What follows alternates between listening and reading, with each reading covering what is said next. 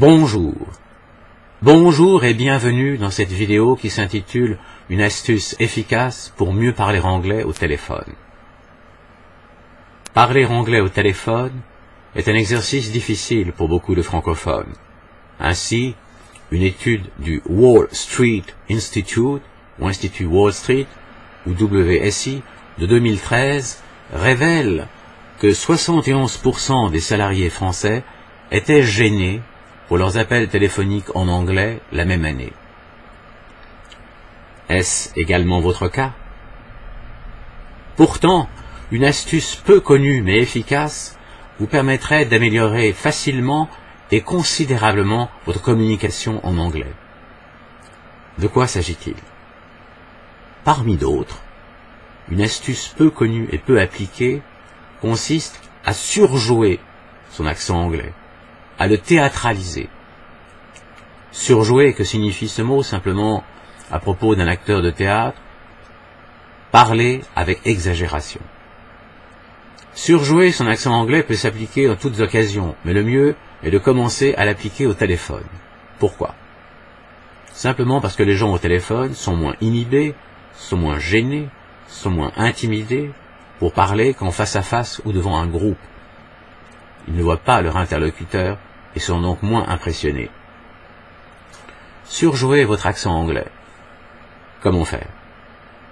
Simplement, cela consiste, sans trop vous prendre au sérieux, à adopter, en parlant anglais, un accent le plus anglais possible, réel ou supposé, sans avoir peur d'être ridicule. Quelques exemples parmi d'autres. Tout d'abord, une remarque que les Anglais font souvent en français lorsqu'ils parlent anglais, qu'ils appellent le manque de ton du français. En français, on dirait the French lack of tone. En anglais surjoué, on dirait the French lack of tone. The French lack of tone. Autre formule, oh, this is really a shame. En anglais surjoué, on dirait oh, this is really a shame. Autre phrase, these are pleasures that I've discovered late in my life. En anglais surjoué, on dirait these are pleasures that I've discovered late in my life. Et un peu la musique de la langue anglaise, these are pleasures that I've discovered late in my life. Autre formule, to be or not to be.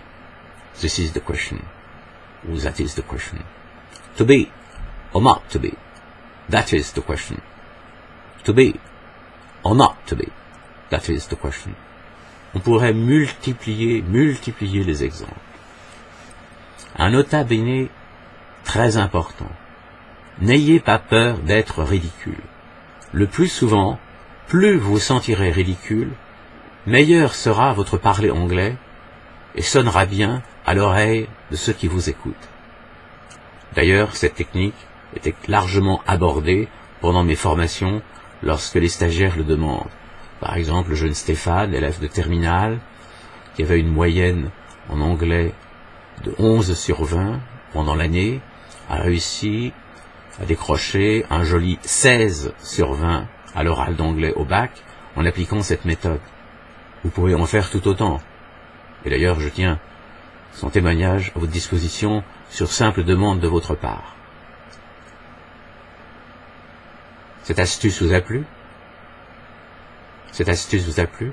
Alors, n'hésitez pas à me faire part de vos commentaires. Cheerio!